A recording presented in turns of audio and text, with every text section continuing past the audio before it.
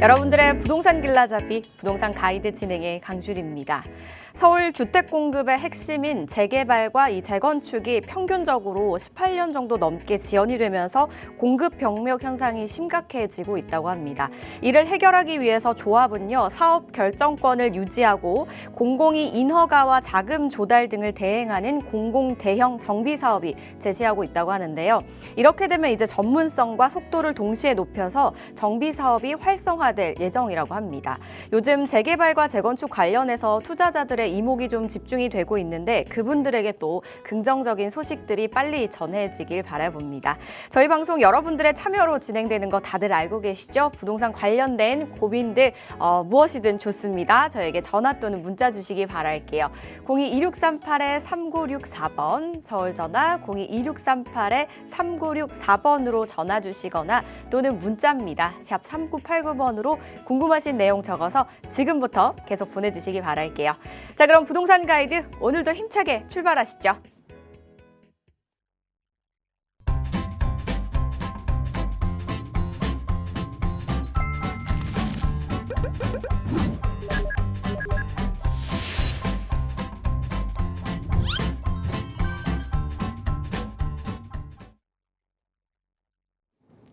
부동산 가이드 오늘 함께 하실 분 바로 모셔봐야겠죠. 여러분들의 궁금증을 속 시원하게 해결해 드리려고 언제나 노력하시는 분입니다. 국토개발연구소의 이윤환 대표와 함께합니다. 어서 오세요, 대표님. 네, 반갑습니다. 전국계신 시청자 여러분, 목요일 3시의 남자 이윤환입니다. 자, 어쨌든 이 프로그램은 여러분들의 사실 방송이에요. 그래서 여러분들 갖고 있는 고민들 정말 연락 주셔서 시원하게 풀 수 있는 방송이니까 여러분들의 참여가 곧 이 방송, 여러분들이 이제 주인공이 되는 거죠. 이제 이 방송을 정말 활기차게 끌고 나가기 위해서는 여러분들의 참여가 필요하다 이렇게 생각이 됩니다. 네, 여러분들의 다양한 참여로 이루어지고 있는 부동산 가이드입니다. 여러분들이 저에게 상담 요청해 주셔야 저희 부동산 가이드도 오래오래 할 수 있으니까요. 많이 연락 주시기 바랄게요. 그리고 저희가 생방송 중에 상담을 진행하고 있지만 그 상담이 조금 부족하다라고 생각하시는 분들은요. 오프라인 자리 한번 또 활용해 보시기 바라겠습니다. 대표님께서 든든히 준비하고 계시다고 하는데요. 어떤 자리인지 한번 들어볼게요. 네, 자, 당연히 이제 세미나인데, 이제 아무래도, 이제 온라인에서 지금처럼 방송을 통해서 이렇게 진행되는 거하고는, 상반되게 오프라인에서 여러분들한테 알려드릴 수 있는 것들은 무궁무진합니다, 사실은. 우선 부동산 시장에 대한 분석도 좀 해야 될 필요가 있을 것 같고, 그리고 이제, 좀 여러분 관련된 투자, 많은 이들 요즘은 이제 관심이 더욱더 많아진 게 이제 서울부터 수도권 일부 지역에 이제 아파트에 대한 토지거래 허가가 묶여지면서 아파트 내 투자는 이제 판로가 막혔습니다. 그러면 이제 결국 풍선 효과에 의해서 빌라로 많이 관심을 갖고 있는데 과연 그 빌라 중에서 어느 지역 또 그냥 단순 빌라가 아니라 개발에 대한 여지가 있는 그런 빌라에 대한 부분을 어떻게 하면 검토를 할 수 있겠느냐라는 부분이 초미의 관심사고 또 그런 거에 따른 이익이 얼마나 내가 얼마를 투자해서 얼마의 이익이 될 수 있느냐도 사실은 그냥 어바웃으로 대략적으로 이렇게 얘기하는 것보단 정확한 수치를 통해서 여러분들을 알려드린다면 이 정도에서 내가 얼마 기간 동안 얼마에 벌겠네라는 부분이 이렇게 명확하게 세워졌을 때 투자라는 거는 확신이 있을 때 하는 거거든요. 여러분들한테 그런 확신을 심어주는 그런 시간이 세미나다 이렇게 생각하시면 될 것 같습니다. 네, 참석하셔서 여러 궁금증 한번 해결해 보시기 바랄게요. 궁금하신 사항은요. 02-2638-3964번과 샵 3989번으로 많이 연락 주시기 바랄게요. 자, 그럼 저희는 본격적으로 이슈 체크부터 하고 넘어가 보도록 하겠습니다. 지난 10월 15일이었죠. 정부가 발표한 부동산 고강도 대책입니다. 풍선 효과로 인해서 이제 인천 부동산 시장에서 그런 효과가 좀 두드러지게 나타난다고 합니다. 특히 신축 아파트에 대한 선호 현상은 뭐 계속해서 커지고 있는 상황이잖아요. 그런 현상과 맞물려서 이제 분양권 거래도 함께 크게 증가하면서 시장의 열기를 지금 주도하고 있는 흐름을 보이고 있다고 하거든요. 이런 부분들이 현장에서는 사실인지 어떤지 한번 이야기 나눠보도록 할게요. 대표님 전해주시죠. 자, 우선 기사를 여러분들이 볼 때, 이 기사를 어떻게 판단하느냐에 대한 부분으로 따진다면요, 크게 이제 두 가지로 나눌 수 있어요. 기사가 이 보도성 기사냐, 아니면 광고성 기사냐에 대한 부분을 명확히 여러분들이 체크를 하셔야 돼요. 보도는 그야말로 보도에 그치는 거예요. 지금 부동산 시장이 이렇게 흘러가고 이러이러한 상황이다. 아니면은 뭐 서울시 아니면 지자체에서 어떤 그 정책에 의해서 이렇게 흘러가고 있다라는 부분으로 처음과 끝이 보도에 국한되어 있는 쪽으로만 가는 거에 하고는 틀리게, 이 광고성 기사 같은 경우는 처음에는 그야말로 이제 10월 15일 부동산 대책에 의해서 이렇게 시장이 흘러가고 있다라는 측면을 얘기를 하고요. 시장의 흐름, 그리고 이제 전문가에 대한 의견을 하나를 보탭니다.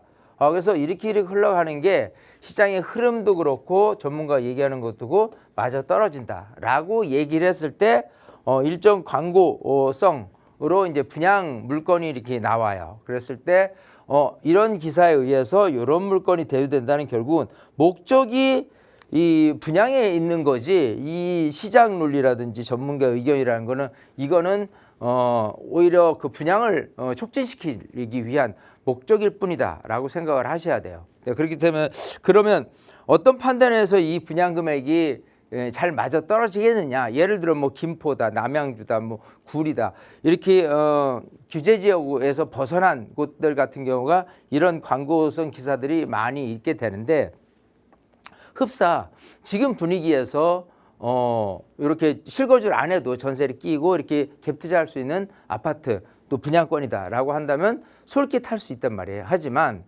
그 분양가가 온전하느냐, 그리고 내가 전세를 맞춰서 갭 투자를 할 텐데 전세 금액이 온전할 수 있느냐라는 부분은 명확히 체크를 해야 돼요. 특히 이제 인근 거래사의 비교를 통해서거든요. 예를 들어 감정평가사가 내가 이 물건의 시세를 얼마를 평가를 할 텐데 라고 하면서 그냥 임의적으로 이건 얼마야 이렇게 할 수 있는 일은 아니거든요. 결국은 이 물건이 얼마라는 부분에 대해서는 근거를 잡기 위해서 그 인근에 있는 거래가 얼마씩 최근에 금액이 나왔다라는 거를 토대로 할 경우라고 한다면은, 결국은 그 금액이 맞느냐, 또 오바된 건 아니냐라는 부분까지 생각을 하셔야 되고, 또 중요한 거는 그래요. 키포인트는 보통 통상적으로 가장 가격이 올랐었던 시기, 그리고 지금 떨어진 시기, 이거에 대한 부분 때문에 옛날 가격으로 회복될 거다라고 이렇게 착각하시는 분들이 많은 게, 지난 2021년도 하반기 그리고 2022년도 상반기까지 요 사이가 가장 피크였어요. 이거 이제 문재인 정부 말기, 윤석열 정부 들어오기 전 단계에 가장 꼭지를 탔다가 이 이후로는 가격이 이제 빠진 데가 많습니다. 하지만 서울에서도 중요 지역이라든지 강남을 필두로 한 곳 같은 경우는 소위 전 고점이라고 하죠. 어느 정도 이런 시기에 가장 올랐었다가 약간 뭐 주춤해서 떨어질 수 있는데 다시 치고 올라와서 이 시기의 금액을 상회하는, 전 고점을 더 올려버리는 그런 쪽으로 이렇게 하는 반면에, 대체적으로 이 전고점을 찍은 이후로 뭐 2년, 3년 동안 계속 내리막을 걷다 보니까 굉장히 좀 낮은 금액으로 지금 더 처해진 곳이 많이 있거든요. 여기 같은 경우라고 한다면은 지금 분위기상으로는 가격이 이렇게 크게 올라갈 가능성이 없겠다라고 판단을 하셔야 돼요. 그런 상태에서 분양 금액을 어디에 놓고 판단을 할 것이냐도 굉장히 중요하기 때문에 여러분들이 조금 명확한 판단을 하기 위해서 우선은 뭐 예전 금액 뭐나 이런 것도 중요하지만 인근에 거래되는 금액, 매매 금액, 전세 금액을 명확히 체크를 하고 분양을 받아도 받아야 된다. 이렇게 말씀을 드리고 싶습니다. 네, 아무래도 이제 전고점 이후에 떨어졌던 시세가 아직 회복되지 않은 지역들이 있잖아요. 그래서 인천에도 그런 곳이 있는데 그 전고점, 그때를 회복하지 않을까라는 기대감을 가지고 지금 시장에서 또 실수요자들이 바라보는 시각이 있나 봅니다. 하지만 이렇게 섣불리 결정을 해서는 안 된다라고 말씀을 주신 것 같아요. 그 이유가 전고점을 회복한다라는 보장이 사실 없을 수도 있잖아요. 그리고 앞으로 또 어떤 일이 생길지도 모르기 때문에 인천 지역에만 국한돼서 바라보시기보다는 조금 더 넓은 시각으로 한번 시장을 바라보시다라는 말을 전해주셨던 것 같고요. 그런 부분에 있어서 궁금하신 부분은 저희와 함께 상의와 또 상담을 하시면서 하나씩 전략 세워보시기 바라겠습니다. 그러기 위해 또 저희가 있는 거니까요. 많은 전화, 문자 또는 오프라인 자리 한번 활용해 보시기 바라겠습니다. 오프라인 자리 소개해드리고 넘어갈게요. 지금 화면 통해서 장소 그리고 시간, 날짜, 주제까지 나가고 있습니다. 지금 나가고 있는 주제 외에도요. 여러분들 가지고 계시는 부동산 관련 고민들 또는 맞는 전략들 세워보실 수 있으니까요. 꼭 한번 참석해 보시기 바랄게요. 지금 장소와 시간, 날짜 그리고 번호까지 한번 메모해 두셨다가 문의사항 있으시다면 02-2638-3964번과 샵 3989번으로 많이 연락 주시기 바랄게요. 저희는 그럼 본격적으로 여러분들의 고민들 하나씩 해결해 보도록 하겠습니다. 먼저 첫 번째 전화 연결부터 해볼게요. 여보세요? 네, 안녕하세요. 네, 반갑습니다. 시청자님, 어떤 점이 궁금하실까요? 네, 제가 2020년에 고양시 토당동 대곡역 두산 2부 1단지를 25평 분양권을 취득했었는데, 네. 그리고 2023년 1월에 준공이 돼서 상생 임대로 전세를 주고 있어요. 네. 네, 근데 최근에 제가 양천구 신정 뉴타운 두산 2부 30평을 샀거든요. 예. 네, 그래서 올 12월에 입주 예정인데요. 네. 그러면 이제 2주택이 돼서 아. 대곡역 두산 2부를 네. 지금이라도 매도하는 게 좋을지 아니면 상생 임대 기간이 끝나는 2027년 1월쯤에 매도하는 게 좋을지 궁금하고요. 네.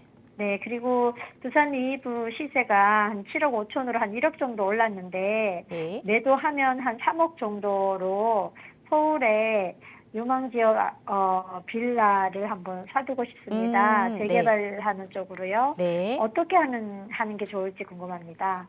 부동산 평소에 재테크 관리 정말 잘 하시나 봅니다. 되게 잘 네네. 알고 계시는 것 같아요. 네네. 일단 지금 현재 2주택이 되니까 이거를 지금 매도할지 상생 임대 기간이 끝날 때 매도할지 궁금하시고요. 매도 후에 그 남은 예산으로 이제 서울에 지금 재개발이 활발하다 보니까 한번 투자해봐도 괜찮을까요? 궁금하신 거 맞으시죠? 네. 네, 저희 전화 정말 잘 주셨습니다. 대표님과 한번 이야기 나눠보시기 바랄게요. 네. 네, 반갑습니다.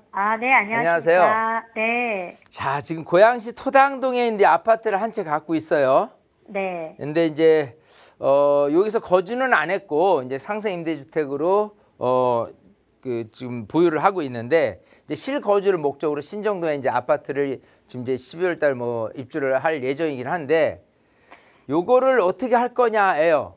네. 네, 근데 여기 아까 7억 5천이라고 그랬으니까 1억 올랐다니까 6억 5천에 분양받아서 지금 이제 한 7억 5천 시세가 되는데 자, 이렇게 한번 보죠. 우선 이 대곡역 이라고 하면요. 지하철 3호선, 경의중앙선, GTX A 노선부터 해가지고 굉장히 좀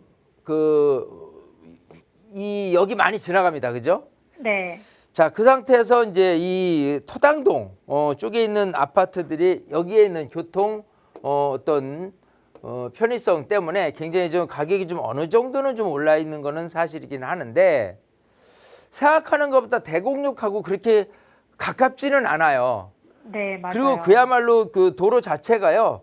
뭐 이렇게 일단은 도시개발 구역에 있어요. 그러다 네. 보니까 뭐 예를 들어 지하철역인데 이렇게 아파트를 지나서 뭐 이렇게 도심에 있는 부분을 하는 게 아니라 농로를 따라서 이렇게 지하철을 기능을 이용을 하다라고 하니까 이걸 뭐 지하철 역세권은 아니지만 어쨌든 이런 기능을 잘 활용을 하느냐에 대해서는 퀘스천 마크란 말이에요. 네. 자, 그래서 그런지 어쨌든 가격이 1억 정도밖에 안 오르기는 했는데 자, 지금 우리 시청자님은 그거예요. 자, 이게 지금 현재 있는 A라는 물건이에요. 이게 이제 네. 종전 주택이고 B라는 거를 지금 이제 신정동에 있는 아파트를 새로 사셨어. 그래가지고 일로 입주를 해. 그러면 둘 간의 관계는 뭐 일시적 이주택이야라는 거인데 사실 일시적 이주택이라고 얘기하는 거는 요거를 비과세 받을 수 있는 기간이 얘를 산 시기로부터 3년 안에 비과세를 받을 수 있어요. 근데 우리 시청자님은 지금 비과세 사항이 아니잖아요. 네. 예, 왜냐면 그렇기 때문에 비과세라는 건 뭐냐면 일단은 조정대상 구역에 있을 때 당시에 주택을 뭐 샀다, 분양권을 샀다라고 했을 때 2년 거주 요건이 있단 말이에요. 지금 이제 네. 조정대상 구역이 해제됐다라고 한다면은 그게 없었던 시기가 또 있었지만은 그 당시에 했었기 때문에 거주를 해야 되는데 거주를 못하고 상생 임대주택이라는 것까지도 우리 시청자님 알고 계시다는 거는 결국은 2023년 1월에 이제 들어가지 않고 전세를 놨는데 이 전세를 2년 더 연장을 해주면서 5% 이상을 올리질 않은 상태에서 4년을 끌고 가게 되면 내가 비록 거주는 안에서도 비과세를 받을 수 있다는 것까지도 우리 시청자님 알고 있어요. 네. 그죠? 근데 우리 시청자님 지금 1억 올랐다고 했잖아요. 네. 1억이면은 비과세면 일단은 뭐 어쨌든 12억까지는 세금 한 푼도 안 내요. 네. 하지만 1억에 대한 부분에 세금이 나온다면 얼마나 나올 것 같아요? 5천만 원 나올래나? 네, 그래도 그 정도 나올래나 생각하는데요. 네. 계산해 보면 1억의 양도 차익 같은 경우는요. 대략 한 1,500에서 2천 정도 나와요. 네. 세금이. 네. 생각하는 것보다 많지는 않죠. 네. 예. 근데 이제 우리 시청자님이 아까 저는 뭐 요거 팔고 뭐 돈을 또 좀 더 보태든 어쨌든 3억 정도 가고 빌라를 지금 투자를 하고 싶다. 그것도 네. 서울 좋은 지역에 그렇잖아요. 네. 근데 지금 비과세에 대한 1,500에서 2천을 벌기 위해서 2027년 1월까지 끌고 가느냐 아니면 지금 1,500에서 2천을 물고라도 지금 과감히 매도를 하느냐라고 따진다면 이 빌라를 내가 투자하는 시기라 지금이냐 아니면 2027년 1월이냐가 정해지는 거잖아요. 네. 예. 근데 이때까지 끌고 가서 내가 1,500, 2천은 좀 벌었어. 양도세에서 비과세를 얻어서. 근데 네. 내가 가려는 빌라가 웬걸 1,500, 2천이 아니라 저건 5천에서 1억이 올라 있을 수도 있잖아요. 그렇죠. 그걸 생각을 해보면 네. 지금 이렇게 초기잖아요. 10월 15일이 지난달이에요. 지난달부터 일단은 아파트에 대한 부분까지 토지거래 허가까지 묶였고 또 서울 또 모든 곳들이 이 경기도의 많은 곳들이 조정대상구역 그리고 투기과열지구까지도 묶었어요. 자 그렇게 된다면 지금은 초기 단계라 모르겠지만 시간이 지나면서 이런 빌라에 대한 부분을 투자를 해야 되겠다고 하는 분들이 점점 늘 거 아니에요. 지금도 많이 오르는 것 같아가지고 그래서 하는 얘기예요. 포기하더라도. 우리 시청자님이 예. 그거를 지금 느끼고 있기 때문에 네. 이때까지 2027년 1월 달까지 가서 비과세를 받는 게 아닌가 하는 것 때문에 지금 전화를 주신 것 같거든요. 네네. 예, 저는 그 세금 비과세 하나 얻는 거를 생각할 때 몇십 년을 갖고 있는데 지금 뭐 예를 들어 아파트가 수십억이야. 그 상태에서 정말 그때까지 기다린다 그러면 정말 벌써 비과세 얻거냐 안 얻을 거냐에 따라서 세금이 몇 억 차이가 나. 그거는 고민해 볼 문제겠죠. 하지만 지금 우리 시청자님처럼 꼭 비과세를 얻어서 얻을 수 있는 게 한 1,500, 2천 정도밖에 안 된다라고 하면 저는 이때까지 갈 이유가 전혀 없다고 보이는 거예요. 지금이라도 과감하게 매도를 한다고 손치더라도 매도가 잘 될 수 있을지도 몰라요. 요즘 워낙에 실거래 수요자들만이 있기 때문에. 네. 예, 그나마 이 아파트가 좀 새 거고, 그죠?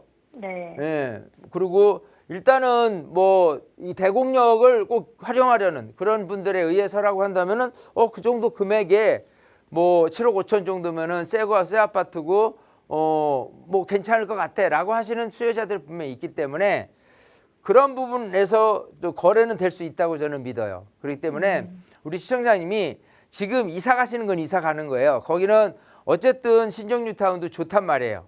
그죠? 네. 그런 상태에서 중요한 건 여기서 내가 다 입주를 할 건 아니잖아요. 왜냐하면 지금 상생 임대주택 기간 동안 내내 임차를 줬고 다시 네. 내가 들어갈 일은 없어요. 아, 네. 그럼 얘는 투자 물건이에요. 항상 용도를 따질 때 얘는 무엇에 쓰는 물건인고 라고 생각했을 때 우선 아파트라는 건 거주 용도의 주택이란 말이에요. 그죠? 네. 근데 내가 들어갈 거 아니야 라고 한다면 투자 용도로 뒤바뀌는 거예요. 네. 근데 얘가 투자 가치가 있느냐라고 한다면 그렇지는 않다는 거죠. 그리고 세금을 생각했을 때 겨우 1,500, 2,000 정도 양도세를 얻기 위해서 비과세 혜택을 받기 위해서 그때까지 기다리는 것도 이거는 정말 아니올시다. 저는 이렇게 얘기 드리고 싶은 거예요. 네. 이해되시겠어요? 네네. 그러니까 시청자님이 생각한 만큼 조금 그건 아닌 것 같은데 라고 하면서 지금 전화를 주신 이유가 분명히 있을 거고요. 네. 지금이라도 당장 내놓으세요. 뭐 아까 얘기한 일석이조인 이런 거하고 전혀 관계없는 거예요. 그냥. 아. 그죠? 또 예, 이 예. 정부가 들어서 이 정부에서 지금 부동산 대책을 자꾸 내는데 지금 한시적으로는 내년 그러니까 5월 9일까지 양도세가 유예돼 있는 거예요. 중과가. 네. 근데 그게 유예된 걸 다시 그냥 내버려 둔다라고 한다면 유예가 안 되고 중과가 돼 버린단 말이에요. 네. 그러면 이제 두 채에서 양도세 더 내려고 생각하면 억울하단 말이에요. 왜냐하면 지금 5월 초반만 해더라도 지금 6개월 남았는데 이것저것 생각해보면 바로 당장 거래가 될 것 같지 않다고 한다면 지금이라도 내놓는 게 맞는 거라고 저는 보여요. 아시겠어요? 네네. 시청자님의 알겠습니다. 고민이 분명히 조금 시간을 기다려야 될 것 같긴 한데 뭔가 좀 찜찜해. 그 찜찜함이 맞다는 소리예요. 아시겠죠? 네네. 그러니까 제 얘기대로 과감해 이거를 매도를 하고 그다음에 서울의 빌라 투자 3억 정도는 뭐 어디를 투자할 것인가를 또 공부하러 세미나에 오시면 아마도 머리가 개운해질 거라고 저는 생각합니다. 아시겠죠? 네네. 우리 시청자님 꼭 알겠습니다. 세미나에 오세요. 네, 감사합니다. 네, 이렇게 정리해드리겠습니다. 지금 보유하고 계시는 고양시 쪽은 이제 뭐 기간 이런 거 생각하지 마시고 그냥 과감하게 매도하시는 게 어떻겠냐라는 의견 주셨습니다. 이 부분 참고해 보시고요. 이제 추가로 매도 후에 빌라를 어떻게 할 것인지 전략을 어떻게 세우면 좋을까요? 이 부분에 대해서는 또 다시 한번 상담 요청해 주시기 바랄게요. 상담 내용 도움되셨길 바라겠습니다. 저 이번에는 문자 체크해 보고 가겠습니다. 9928님께서 보내주셨습니다. 조정 대상 지역 내에 신축 다세대 주택을 고민하고 있는데요. 세제 혜택이 있을까요? 라고 보내주셨습니다. 조정 대상 지역 내에서는 또 이 세제 혜택이 달라질 것 같은데요. 대표님 좀 어떤가요? 자, 일단 지금 이제 뭐 우선 주제가 조정 대상 구역에서의 세금 혜택 이라는 부분이고요. 그리고 신축 빌라에 대한 혜택이 어떤 거냐에 대한 부분을 알고 싶은 거예요. 신축, 그죠? 기본적으로 이제 조정 대상 구역이 되든 안 되든 관계없이 신축 빌라에 대한 혜택은 이미 좀 굉장히 좀 많이 있어요. 우선 취득세부터의 혜택, 그리고 보유세, 이제 종부세에서 주택수에서 빠지는 부분, 그리고 양도세 마찬가지 다 주택수에서 제외되는 부분이 있어요. 자, 그렇게 됐을 때 만약에 조정 대상 구역으로 서울을 다 묶었어요. 그 상태에서 이제 취득세를 우선 계산을 해 볼 경우라고 한다면 만약에 내가 1주택을 갖고 있어요. A라는 주택을 아파트를 한 채 갖고 있고 조그만 뭐 다세대 빌라를 투자용으로 매입을 하려고 그래요. B를. 근데 만약에 B를 투자를 하려고 하는데 기본적으로 이제 A 주택이 있는 상태에서 조정 대상 구역으로 묶여 있는 상태에서 B를 매입을 한다라고 한다면 바로 8%로 넘어가는 거예요. 기존 빌라 같은 경우는 그렇게 된다는 거죠. 자, 그렇기 때문에 이게 부담스러워. 만약에 금액이 뭐 5억짜리 빌라다. 그죠? 원래는 5억에 1%니까 한 500만 원 낼 건데 8%니까 58에 4천만 원을 취득세로 부담을 해야 돼. 이게 엄청나게 큰 거죠. 그러니까 8배가 많아지는 거예요. 원래 500만 원, 58에 40 해가지고 4천만 원이 부담된다 그러면 쉽게 이거 취득세를 내가면서 이거를 살 필요가 있을까까지 고민을 하게 된단 말이에요. 근데 신축 빌라 같은 경우는 주택세에서 제외시켜 주는 거예요. 우선 취득세부터. 그러면 취득세에서 주택수 제외된다라고 한다면 이 신축 빌라가 여기처럼 B라고 가정을 할 경우에 얘를 제외시켜 주는 나머지 개수 갖고 주택수를 산정하는 거예요. 그렇게 된다면 결국은 얘가 주택수에서 빠지니까 주택이 하나가 있는 거예요. 그러면 1주택에 대한 부분으로는 취득세가 온전한 세율입니다. 정상 세율. 그렇기 때문에 1%를 받을 수가 있다는 거예요. 아, 그렇게 따진다고 한다면 신축 빌라와 구빌라의 차이는 취득세부터 어마어마하게, 특히 조정 대상 구역에서의 어떤 이런 취득세는 어마어마하게 큰 차이가 있을 수 있다라는 부분이고요. 나머지 또 보유하면서 또 나중에 추후 양도하면서 이마저도 주택수 산정에서 제외된다라는 부분으로 따진다고 그러면 세금 혜택은 어마무시하게 커지는 거예요. 왜냐하면 특히 이제 이 보유세에서 얘기하는 종부세에서의 주택수가 2개냐 3개냐 뭐 이런 거에 따라서 세율이 좀 틀려질 텐데 이게 만약에 그 안에서 주택수에서 빠져버린다라고 한다면 이 보유세에 대한 혜택도 엄청나게 크다 이를 볼 수 있는 부분이고요.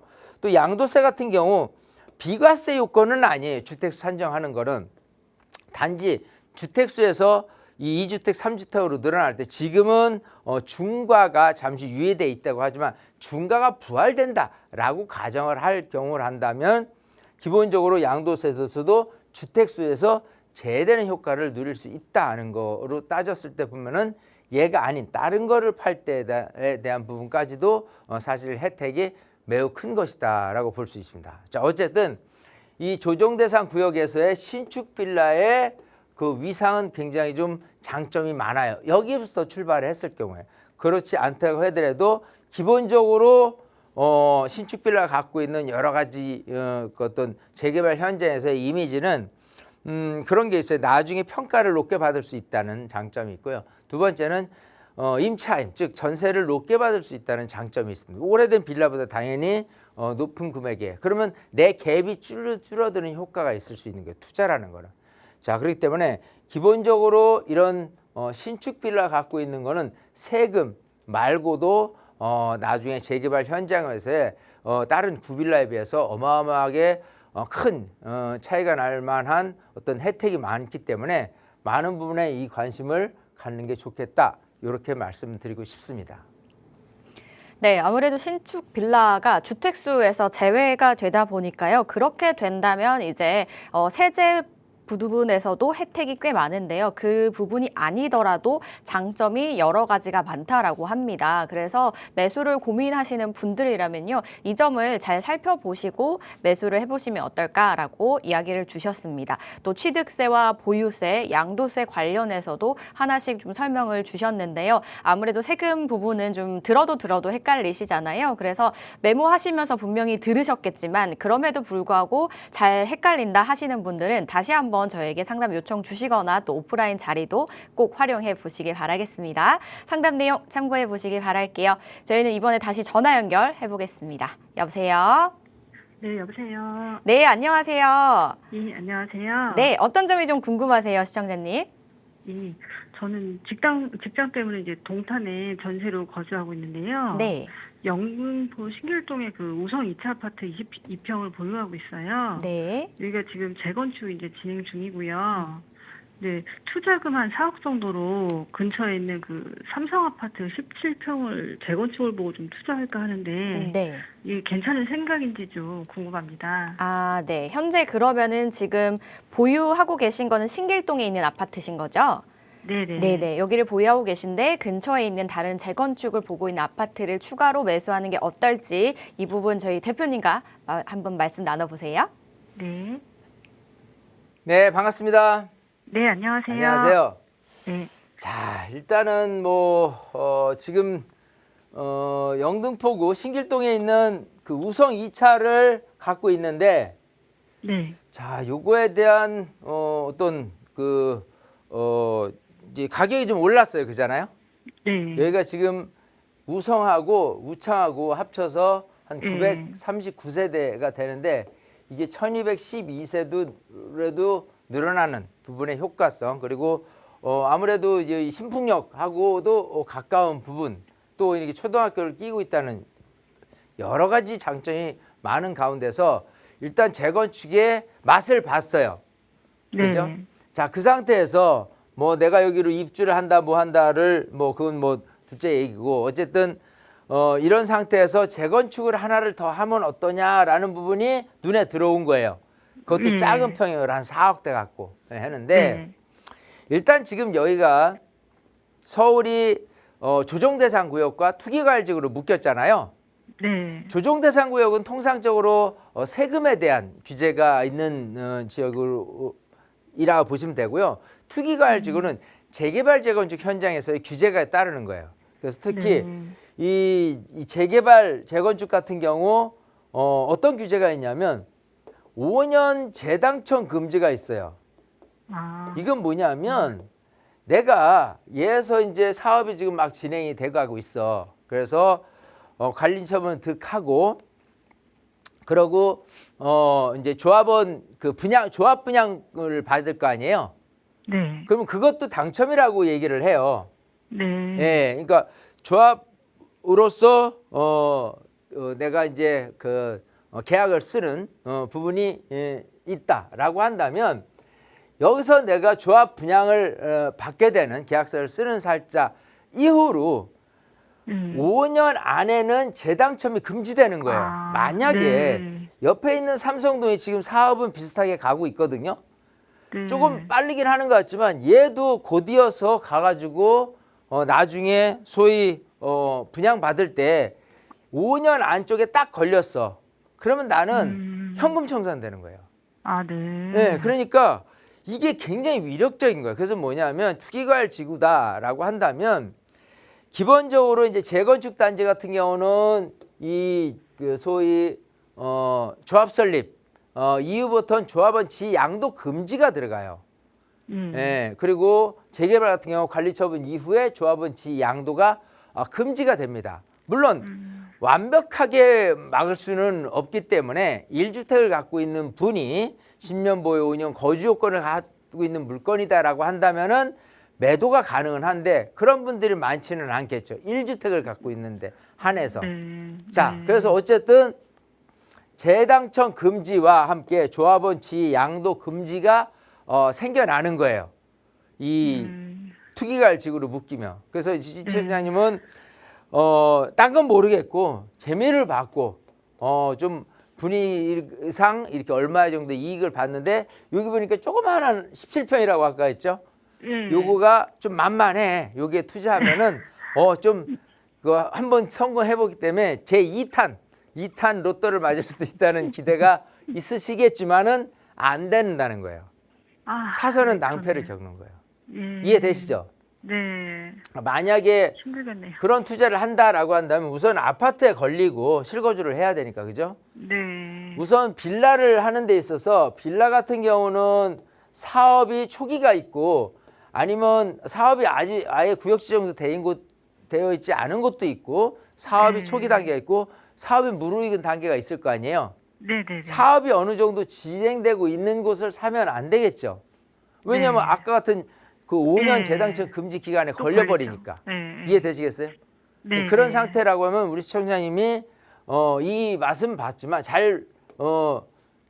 어쨌든 투자에 대한 성공은 해보신 거고 그 경험치 살린다고 한다면 조금 더 좋은 지역의 빌라 네. 쪽으로 단 사업이 전혀 지금은 뭐 얘기하고 있지 않은 곳에 한다고 그러면은 물론 복골 복이겠지만 5년 재당첨 금지 안에는 안 걸릴 가능성이 높다라고 저는 보는 거예요. 네. 아시겠어요? 네, 알겠습니다. 그런 전략으로 좀 네. 생각을 바꿔서 좀 들여다보시고 마찬가지 우리 네. 시청자님도 세미나에 오세요. 오셔서 네. 이런저런 공부를 하다 보면은 사실 재개발과 재건축에 대한 부분으로 엄밀히 이렇게 좀 들어가다 보면은 재건축은 큰 돈 벌 수 있는 거는 맞아요. 하지만 좋은 지역이어야 되고 큰 돈이 투자돼야 되는 반면에 작은 돈으로 투자할 수 있는 부분 중에 좀 좋은 지역을 선택을 하려고 그러면 재개발 쪽이 유명한 경우가 좀 많이 있다. 이렇게 네. 생각이 되거든요. 네. 그래서 그걸 좀 공부 좀 해가면서 그러고 나서 이참에 한번 투자를 잘 2탄, 제2탄 투자를 좀 해보시면 어떨까 싶습니다. 예, 아시겠죠? 알겠습니다. 예, 네, 감사합니다. 요리 정리해드리겠습니다. 네, 일단 이제 투기 과열 지구에 이제 들어가게 되면은 재당첨 금지와 또 조합원 양도 금지 이 부분이 아무래도 발효가 되기 때문에 이 부분을 고려해서 매수를 하셔야 되겠는데요. 근데 지금 재건축은 재건축과 재개발에 또 큰 차이를 말씀을 해주시기도 하셨습니다. 재건축은 일단 좀 파이가 많이 또 클 거고요. 재개발은 그래도 상대적으로 예산을 작게 들어갈 수 있는 그런 장점을 가지고 있습니다. 지금 투기 과열 지구로 많은 지역들이 또 묶여 있다 보니까 투자에 있어서 쉽지 않기도 하고요. 재건축과 재개발을 보면서 어떻게 투자를 해야 될까? 이 전략 짜기도 쉽지 않은 그런 상황에서 저희에게 지금 요청을 주셨는데 어떻게 하시면 좋을지 가이드라인을 좀 크게 좀 세워주셨거든요. 그래서 이 가이드라인 세우신 다음에 세부적으로 어떻게 맞춰 나갈지도 한번 생각을 해보시기 바라겠습니다. 그러다가 또 막히시는 부분 있으시다면 세미나 활용해 보셔도 좋고요. 또는 저희 전화, 문자, 생방송 중에 계속 열려 있거든요. 많이 연락 주시기 바라겠습니다. 상담 내용 도움 되셨길 바랄게요. 자, 이렇게 좀 머리 아픈 고민들 혼자 괴로워하지 마시고요. 저희한테 전화 주시면 저희가 함께 그 고민 덜어드리겠습니다. 02-2638-3964번과 샵 3989번 계속해서 열려 있으니까요. 많이 연락 주시기 바랄게요. 저희 다음 전화도 바로 연결해 보겠습니다. 여보세요? 네, 안녕하세요. 네, 안녕하세요. 시청자님. 네, 어떤 고민 있으세요? 예. 제가 그 성동구 자양동 그 이튼타워 리버 3차 33평을 보유하고 있는데요. 네. 네, 계속 보유를 해도 될지 궁금해서요.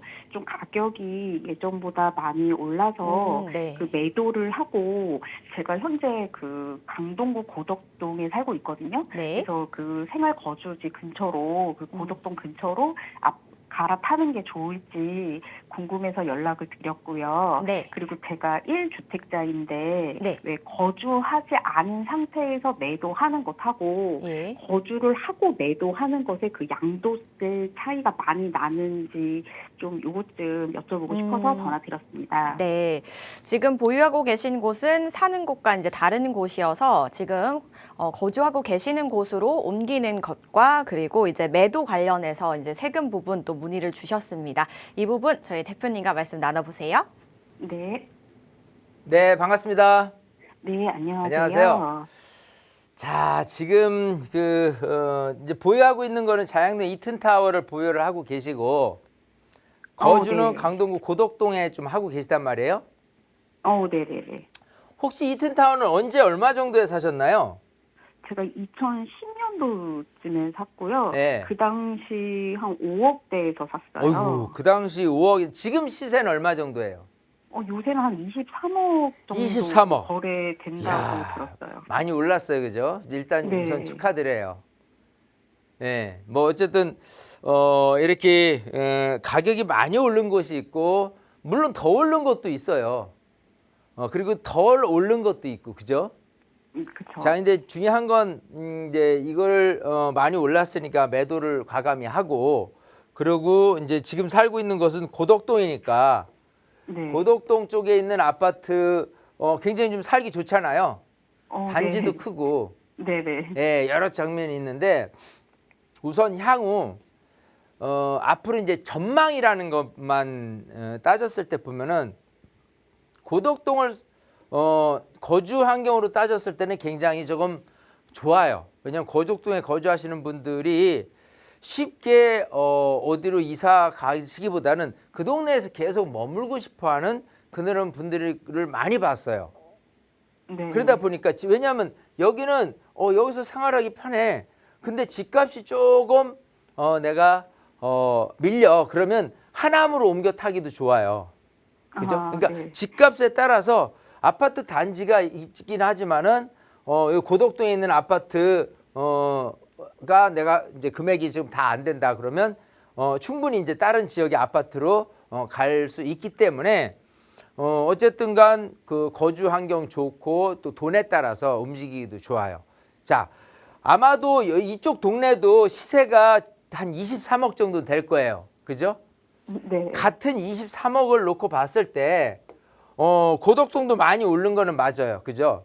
네. 근데 향후에 아파트 가격 상승 요인을 생각한다라고 한다면 기본적으로 여기처럼 이 자양동에 있는 지역의 장점은 사실은 굉장히 조금 미래가 밝습니다. 왜냐하면 지금 여기 7호선 라인에 건너면 청담동이에요. 그죠? 네. 여러 가지 그 영동대로에 대한 지하부터 해서 뭐 마이스 산업부터 해서 여러 가지 뭐 이 한강 건너에 큰 이슈들도 좀 많이 있고요. 그리고 자체적으로도 이 자양동 바로 이쪽 옆에 이제 자양사동 신속통합기획이라는 부분 아니면 자양 2동에 이렇게 모아타운이라는 부분 따지면 이제 아파트 단지들이 외롭지 않게 계속 늘어나요. 그러니까 아까 고덕동에 있는 아파트 단지가 단지 하나로만 구성되어 있으면 그렇게 많은 사람들의 인기가 있었을까라고 생각하지만 옛날에 고덕주공 1단지, 2단지, 3단지, 4단지부터 해가지고 엄청나게 많은 주공아파트들이 전부 다 재건축돼 가지고 이렇게 새 아파트 대규모 단지들로 변했어요. 신도시죠. 미니 신도시. 그죠? 네. 자, 그렇기 때문에 거주 환경이 좋아지는 건 맞는데 이 접근성이나 이런 걸로 따졌을 때 보면은 자양동만 하겠느냐라는 생각은 우선 해야 돼요. 지역적으로 이렇게 봤을 때 이리 보세요. 여기가 이제 광진구고요. 전체적으로. 그리고 여기가 이제 자양동이고요. 강동구는 이쪽입니다. 자, 이거를 크게 이제 지도라는 부분이 참 이 시각적으로 봤을 때 이제 어떤 표현을 해주냐면 우선 여기가 서초구고요. 여기가 강남구예요. 그리고 여기가 송파구입니다. 이게 강남 3구예요. 자, 거기다가 지금 용산까지 뭐 어쨌든 지금은 서울 전역으로 다 규제 지역으로 묶였다고는 하지만 용산까지 4개 구역이 규제 지역이 있었어요. 그만큼 핫하다는 거예요. 핫.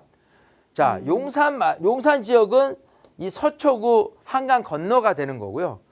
그 다음에 지금 마찬가지로 광진구 같은 경우는 이 잠실의 한강 건너가 되는 거고 또 옆에 있는 성동구 같은 경우는 강남의 한강 건너가 되는 거예요. 그러면 이렇게 한강을 끼고 있는 상태에서 요 한강 라인 벨트로 따진다니까 따져보면 이 서초구, 강남구, 송파구 그리고 용산구, 성동구, 광진구가 한눈에 들어올 수밖에 없어요. 네. 자, 그에 반해서 지금 여기는 송파구에도 못 미치는 강동구에 일단은 속해요. 그잖아요.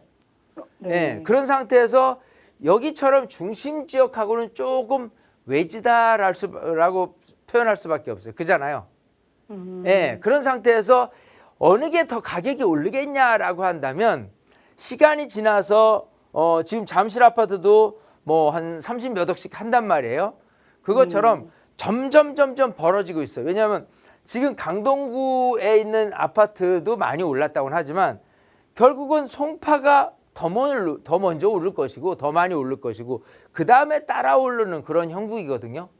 그러면 아까 얘기한 대로 기본적으로 광진구 아파트들이 먼저 선행해서 올랐다라는 게 우선하지 얘가 먼저 올랐다라고 볼 수는 없는 오를 거라고 보이진 않는다는 소리예요. 이해되시겠어요? 네. 그러면 지역적으로 이튼타워 그래 뭐 몇백 세대 안 되고 또 주상복합이고 여러 가지 단점을 찾는다면 찾겠지만요. 이런 어떤 큰 부분에 생각하면 지역을 우선해서 보는 게 첫 번째다. 저는 그렇게 생각을 해요. 그래서 광진구 자양동의 뭐 자양역 근처라는 부분에 큰 장점을 생각한다면 앞으로 상승 여력은 강동구에 있는 아파트 단지들보다는 훨씬 더 높다 이렇게 저는 생각을 해요. 이해되시겠죠? 네. 그리고 또 하나는 아까 이제 세금에 대한 얘기를 물어보셨는데 네. 세금은 이래요. 근데 비과세라는 부분이 참 좋잖아요. 네. 비과세는 그야말로 세금을 한 푼도 안 내요. 단 12억까지 이하는 한 푼도 안 내요. 얼마에 샀든 간에. 그죠? 파는 네. 금액이 12억까지는. 자, 근데 이제 비과세라는 부분으로 딱 들어가면 이 비과세 이후 이 12억이 넘든 어쨌든 만약 그랬을 경우에 세금을 줄이는 방법에서 가장 큰 특징 중에 하나가 장기보유 특별공제예요. 장특공제. 네. 이게 굉장히 큰 혜택이에요. 자, 장특공제를 1주택을 갖고 있는 상태에서 비과세다. 즉 12억이 넘는다. 어쨌든 그렇게 된다면은 80%까지 받을 수 있어요. 커요. 장특공제는.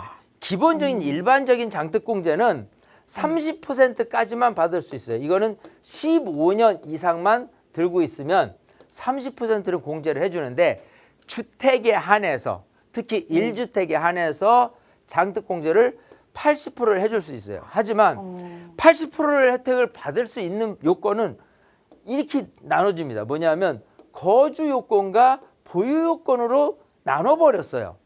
문재인 정부 때. 그래가지고 거주 요건이 이제 4%짜리 그리고 보유 요건이 4%예요. 즉 보유 기간이 한 10년이 됐다라고 하면 40%를 온전히 찾아요. 그죠? 그리고 네. 거주 요건이 4%짜리니까 10년 했다 그러면 40%를 온전히 찾고 이 상태에서 80%를 혜택을 본다라고 한다면 만약에 내가 옛날에 1억에 샀는데 지금 20억이 됐어라고 하면 세금 대략 한 3천 나와요. 그러니까 위력적인 거예요. 장특공제라는 건. 근데 이 장특공제 80%를 가기 위한 요건이 있습니다. 그건 뭐냐면 일단 2년 거주는 해야 돼요. 그래야 얘를 써먹어요. 자, 그러면 2년 거주만 했어 라고 한다면 일단 거주 요건에서 4% 2년이니까 8%를 얻어낼 것이고 보유는 10년을 했어. 그러면 40%예요. 그러면 48%를 얻어낼 수 있는 거예요. 2년만 거주했다 손 친다면. 근데 이제 거주를 3년 했다, 4년 했다, 5년 했다 하면서 여기서 4%가씩 공제돼요. 그러면 4%를 공제를 했을 때 이제 그 금액이 크다. 이튼타워다. 예를 들면 뭐 여기처럼 20몇 억이야. 그러면은 1년 살면서 내가 얼마가 세이브 되는지가 눈에 보여요. 이해되시겠어요? 네. 그러니까 그런 측면에서 단지 보유가 아니라 거주 요건에 대한 신경을 써야지만 세금을 최대한 줄일 수 있다. 이거예요. 아시겠어요? 아시겠죠? 그러니까 거주라는 부분이 굉장히 좀 중요하다. 세금을 줄이는 데 있어서. 그리고 아까 초기에 말씀드렸다시피 자양동에 있는 이튼타워를 버리고 고덕동으로 가는 거는 아니다. 여기를 차라리 고수를 하고 고덕동에는 그냥 전세를 거주하든지 그렇게 하시는 게 더 낫다. 아시겠어요? 네네. 네, 뭐 너무 더 감사합니다. 자세히 궁금한 점 있으면 꼭 세미나 오셔서 다시 한번 물어보셔서 확인하시면 좋을 것 같습니다. 네, 네, 감사합니다. 이렇게 정리해 드릴게요. 네, 총 2가지 질문 중에 첫 번째는 일단 이제 지역 우선적으로 보시는 게 나을 것 같아서 자양동을 유지하시면 좋겠다라고 말씀을 주셨고요. 그리고 두 번째 이 세금 관련해서는 이제 1주택에 한해서 장기 보유 특별공제라 그래서 장특공이 80%까지 가능한데 이 80%까지 받으려면 거주와 보유 요건을 다 채워야 된다라고 말씀을 주셨거든요. 그래서 거주 부분 굉장히 중요하니까요. 이 부분 꼭 참고하셔서 두 요건 다 채우셔서 80% 잘 활용해 보시기 바라겠습니다. 그래도 전화 끊으실 때 굉장히 만족해 하시는 것 같아서 저희도 기분이 좋았습니다. 저희 상담은 여기서 마무리하도록 하고요. 빠르게 오프라인 자리 설명 한번 들어볼게요. 오프라인 참여하시면 이보다 더 다양하게 이야기 나눠보실 수 있다고 합니다. 대표님? 항상 시간이 부족하다라는 게 제일 아쉬운 부분인데 이 마지막 우리 시청자 사연을 딱 들으면서 지역에 대한 부분 그리고 세금에 대한 부분을 자세히 말씀드렸어요. 사실은 시간 관계상으로 딱 따진다면은 이분을 빠르게 설명을 해드리고 그러고 다음 시청자 사연을 들어서 거기를 해결해주면 좋을 것 같은데 제 마음이 편치 않아요. 왜냐하면 정확하게 알려드려야 될 부분이 있는데 그거를 자르고 이 부분 하고 또 다음 분 시청자 사연 물론 이제 빨리빨리 이렇게 말씀을 드리면 좋은데 이렇게 자세하게 어느 정도는 좀 해드려야 좀 이렇게 해드렸다라는 생각이 듭니다. 이것보다 더 귀한 건 세미나에 오셔서 해결진다면 말끔히 해결될 수 있다 이렇게 말씀을 드리고 싶습니다. 궁금하신 사항은요. 02-2638-3964번과 샵 3989번 많이 연락 주시기 바랄게요. 저희 방송에서 제공하는 정보는 투자 판단에 대한 조언일 뿐 해당 부동산의 가치 상승과 하락을 보장하지 않는다는 점 기억해 주시기 바랄게요. 저희 내일 이 시간 다시 찾아뵙겠습니다. 시청해 주신 여러분 고맙습니다.